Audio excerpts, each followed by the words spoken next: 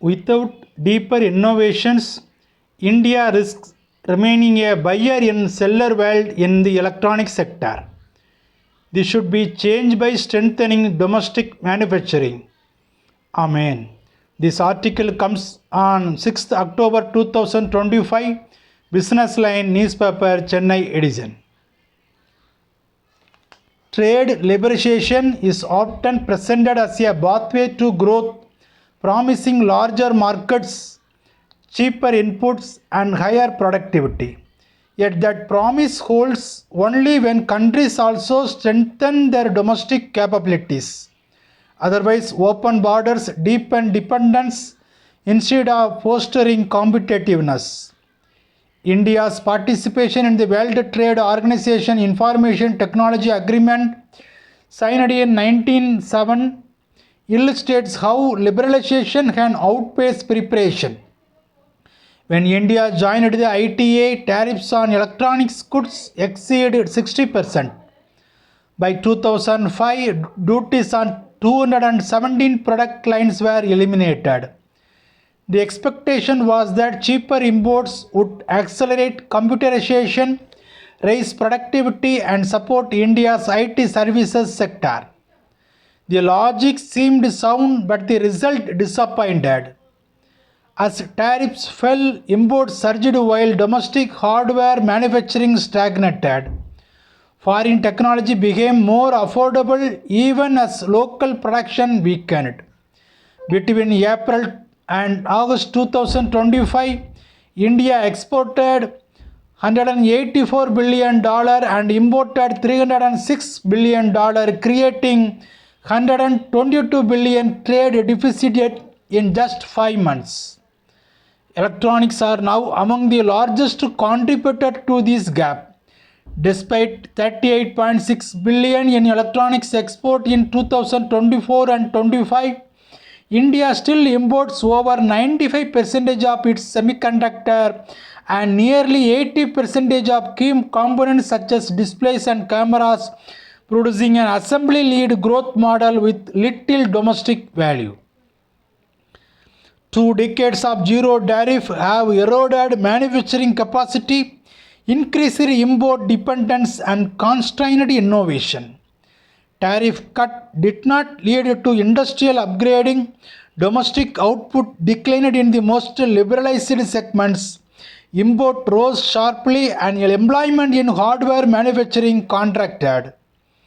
Developed countries simultaneously introduced non-tariff barriers, technical standards, and certification rules that Indian firms struggling to meet.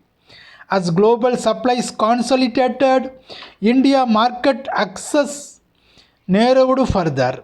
Liberalization without an enabling ecosystem became less an opportunity and more a structural gap.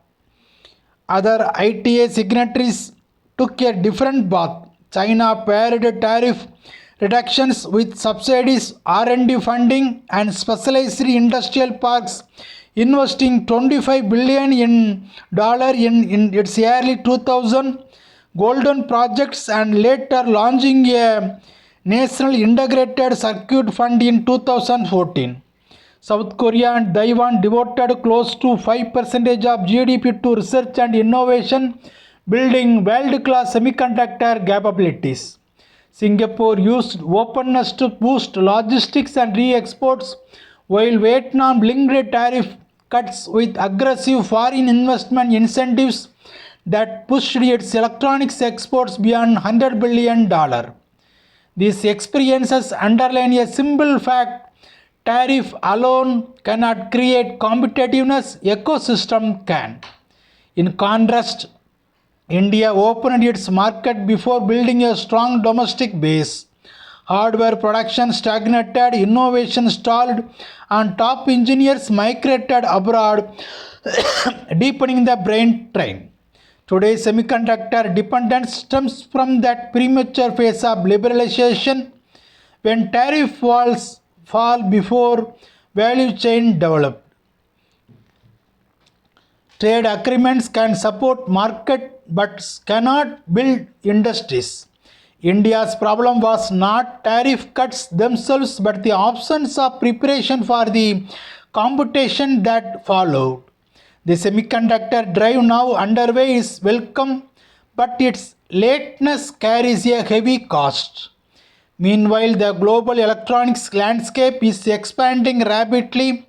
Consumer electronics revenues are projected to reach $1.17 trillion by 2028, and the Internet of Things market could exceed $2.2 trillion.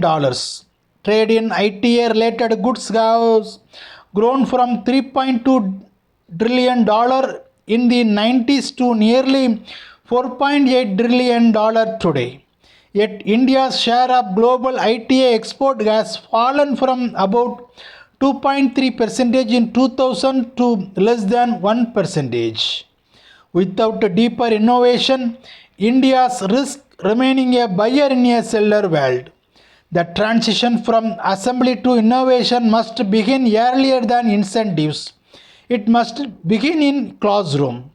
Design thinking and experimentation are rarely encouraged. If students see opportunities at home and pathways from classrooms to laboratories to startups, brain drain can be reduced, and a new generation of scientist entrepreneurs can be nurtured.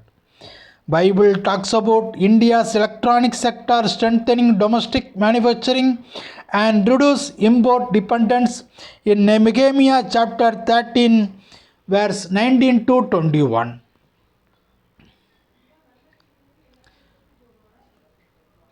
And it came about just before the Sabbath, when it grew dark at the gates of Jerusalem. I gave a command that the gates be shut and ordered that they should not be opened until after the Sabbath. And I placed some of my servants at the gates so that no load would be brought in on the Sabbath day. So once or twice the merchants and sellers of the all kinds of goods spent the night outside Jerusalem. Then I reprimanded them and said to them, why are you spending the night around the wall?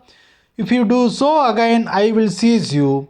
From that time on, they no longer came on the Sabbath.